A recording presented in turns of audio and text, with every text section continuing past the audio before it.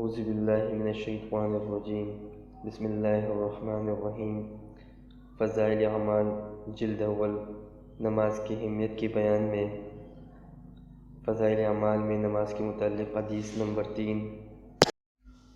ابو عثمان رضی اللہ تعالی عنہ کہتے ہیں کہ میں حضرت سلمان رضی اللہ تعالی عنہ کے ساتھ ایک درخت کے نیچے تھا۔ انہوں نے اس درخت کی ایک خشک ٹہنی پکڑ کر اس کو حرکت دی، جس سے اس کے پتے گر گئے۔ پھر مجھ سے کہنے لگے کہ ابو عثمان، تم نے مجھ سے یہ نہ پوچھا کہ میں نے یہ کیوں کیا؟ میں نے کہا بتا دیجئے کیوں کیا۔ انہوں نے کہا کہ میں ایک دفعہ نبی اکرم صلی اللہ علیہ وآلہ وسلم کے ساتھ ایک درخت کے نیچے تھا۔ آپ صلی اللہ علیہ وآلہ وسلم نے بھی درخت کی ایک خشک ٹہنی پکڑ کر اسی طرح کیا تھا، جس سے اس ٹہنی کے پتے جڑ گئے تھے۔ پھر حضور صلی اللہ علیہ وآلہ وسلم نے ارشاد فرمایا تھا کہ سلمان پوچھتے نہیں کہ میں نے اس طرح کیوں کیا۔ میں نے عرض کیا کہ بتا دیجئے کیوں کیا۔ آپ صلی اللہ علیہ وآلہ وسلم نے ارشاد فرمایا تھا کہ جب مسلمان اچھی طرح سے وضو کرتا ہے، پھر 5 نمازیں پڑھتا ہے، تو اس کی خطائیں اس سے ایسی ہی گر جاتی ہیں جیسے یہ پتے گرتے ہیں۔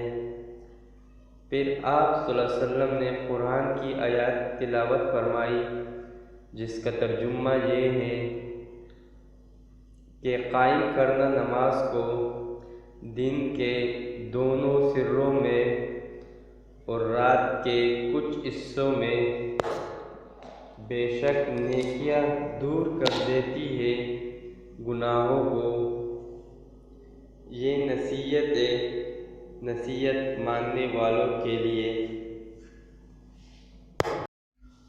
ابو عثمان رضی اللہ تعالی عنہ کہتے ہیں کہ میں حضرت سلمان رضی اللہ تعالی عنہ کے ساتھ ایک درخت کے نیچے تھا۔ انہوں نے اس درخت کی ایک خشک ٹہنی پکڑ کر اس کو حرکت دی، جس سے اس کے پتے گر گئے۔ پھر مجھ سے کہنے لگے کہ ابو عثمان، تم نے مجھ سے یہ نہ پوچھا کہ میں نے یہ کیوں کیا۔ میں نے کہا بتا دیجئے کیوں کیا۔ انہوں نے کہا کہ میں ایک دفعہ نبی اکرم صلی اللہ علیہ وآلہ وسلم کے ساتھ ایک درخت کے نیچے تھا۔ آپ صلی اللہ علیہ وآلہ وسلم نے بھی درخت کی ایک خشک ٹہنی پکڑ کر اسی طرح کیا تھا، جس سے اس ٹہنی کے پتے جڑ گئے تھے۔ پھر حضور صلی اللہ علیہ وآلہ وسلم نے ارشاد فرمایا تھا کہ سلمان پوچھتے نہیں کہ میں نے اس طرح کیوں کیا۔ میں نے عرض کیا کہ بتا دیجئے کیوں کیا۔ آپ صلی اللہ علیہ وآلہ وسلم نے ارشاد فرمایا تھا کہ جب مسلمان اچھی طرح سے وضو کرتا ہے، پھر 5 نمازیں پڑھتا ہے، تو اس کی خطائیں اس سے ایسی ہی گر جاتی ہیں جیسے یہ پتے گرتے ہیں۔ پھر آپ صلی اللہ علیہ وسلم نے قرآن کی آیات تلاوت فرمائی، جس کا ترجمہ یہ ہے کہ قائم کرنا نماز کو دن کے دونوں سروں میں اور رات کے کچھ حصوں میں بے شک نیکیاں دور کر دیتی ہے گناہوں کو۔ یہ نصیحت ماننے والوں کے لیے۔ فائدہ: حضرت سلمان رضی اللہ تعالی عنہ نے جو عمل کر کے دکھایا، یہ صحابہ کرام رضی اللہ عنہم اجمعین کے تعشق کی ادنیٰ مثال ہے۔ جب کسی شخص کو کسی سے عشق ہوتا ہے اس کی ارحدہ باتی ہے، اور اسی طرح ہر کام کے کرنے کو جی چاہا کرتا ہے، جس طرح محبوب کو کرتے دیکھتا ہے۔ جو لوگ محبت کا ذائقہ چکھ چکے ہیں وہ اس کی حقیقت سے اچھی طرح واقف ہے۔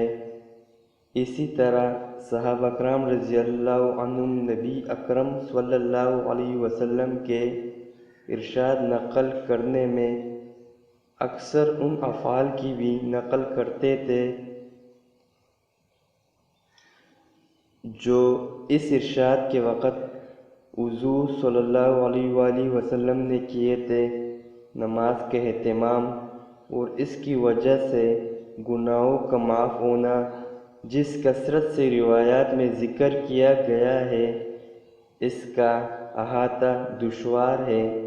پہلے بھی متعدد روایات میں یہ مضمون گزر چکا ہے۔ علماء نے اس کو صغیرہ گناہوں کے ساتھ مخصوص کیا ہے جیسا پہلے معلوم ہو چکا، مگر حدیث میں صغیرہ کبیرہ کی کچھ قید نہیں، متعلق گناہوں کا ذکر ہے۔ میرے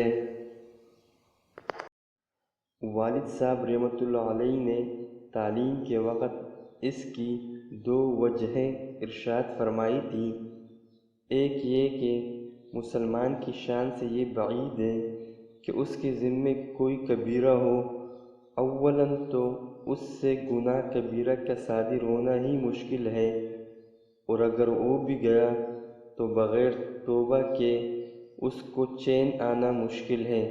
مسلمان کی مسلمانی شان کا مقتضی یہ ہے کہ جب اس سے کبیرہ صادر ہو جائے تو اتنا روک پیٹ کر اس کو دو نہ لے، اس کو چین نہ آئے۔ البتہ صغیرہ گناہ ایسے ہیں کہ ان کی طرف بسا اوقات التفات نہیں ہوتا اور ذمے پر رہ جاتے ہیں، جو نماز وغیرہ سے معاف ہو جاتے ہیں۔ دوسری وجہ یہ ہے کہ جو شخص اخلاص سے نماز پڑھے گا اور آداب و مستحبات کی رعایت رکھے گا، وہ خود ہی نامعلوم کتنی مرتبہ توبہ استغفار کرے گا، اور نماز میں تحیات کی آخری دعا اللہم انی ظلمت نفسی میں تو توبہ و استغفار خود ہی موجود ہے۔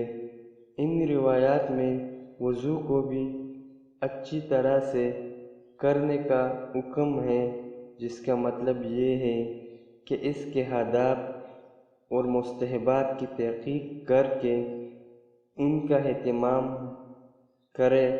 مثلاً ایک سنت اس کی مسواک ہی ہے، جس کی طرف عام طور پر بے توجہی ہے، حالانکہ حدیث میں وارد ہے کہ جو نماز مسواک کر کے پڑھی جائے وہ اس نماز سے جو بلا مسواک پڑھی جائے 70 درجے افضل ہے۔ ایک حدیث میں وارد ہے کہ مسواک کے اہتمام کیا کرو، اس میں 10 فائدے ہیں۔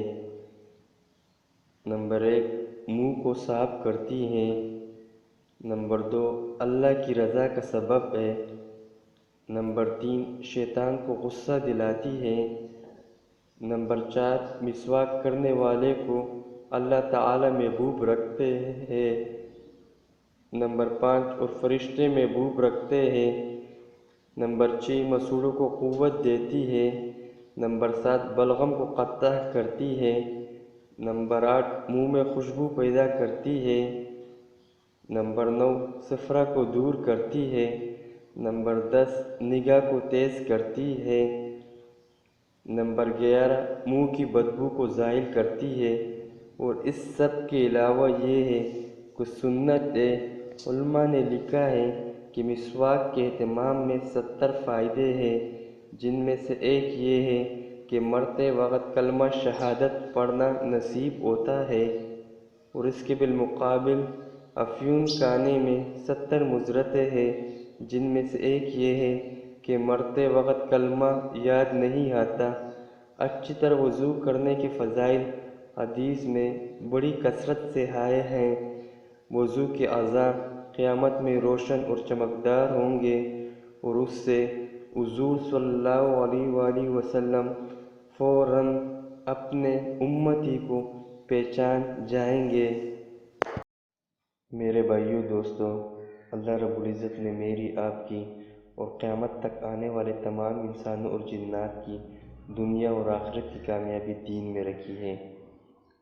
اللہ کے احکامات اور نبی اکرم صلی اللہ علیہ وسلم کے مبارک طریقے ہماری زندگیوں میں آ جائے اور اس پر عمل کرنے والے بن جائے تو یہ کامیابی ہے۔